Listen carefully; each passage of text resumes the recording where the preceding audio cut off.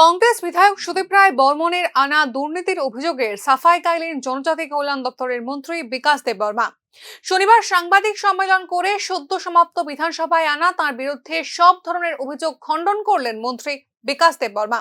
সদ্য সমাপ্ত বিধানসভা অধিবেশনে জনজাতি কল্যাণ দপ্তরের মন্ত্রী বিকাশ দেববর্মা জমি, দালানবাড়ি, পেট্রোল পাম্প ইত্যাদি দুর্নীতির সঙ্গে জড়িত বলে অভিযোগ করেছিলেন বিরোধী কংগ্রেস দলের বিধায়ক সুদীপ রায় বর্মন।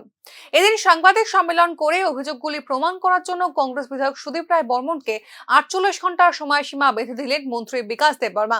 এই সময়ের মধ্যে বিধায়ক সুদীপ রায় বর্মনের আনা সমস্ত অভিযোগ প্রমাণ করতে না পারলে তার বিরুদ্ধে মানহানির মামলা দায়ের করার হুমকি দিয়েছেন মন্ত্রী বিকাশ দেববর্মা। আমার এই পলিটিক্যাল ক্যারিয়ারকে খারাপ করার জন্য, আমার পলিটিক্যাল লাইফটাকে খারাপ করার জন্য এনেছে। এটা আমি সম্পূর্ণ এটা ধিক্কার জানাই।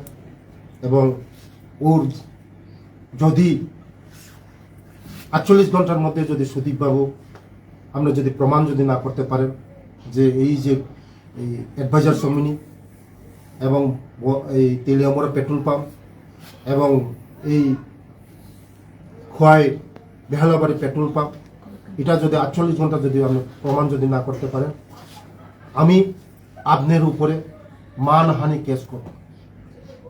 আপনার উপরে আমি মানহানি কেস করব। 48 ঘন্টা টাইম দিয়েছি।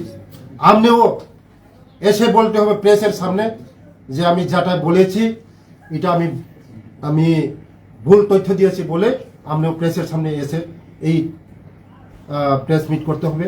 না হলে আপনাকে আমি আমার মানহানির কেস দেব। সর্বশেষ আমি আমার মিডিয়া বন্ধুদেরকে ধন্যবাদ জানাই, সবাইকে ধন্যবাদ জানাই। কারণ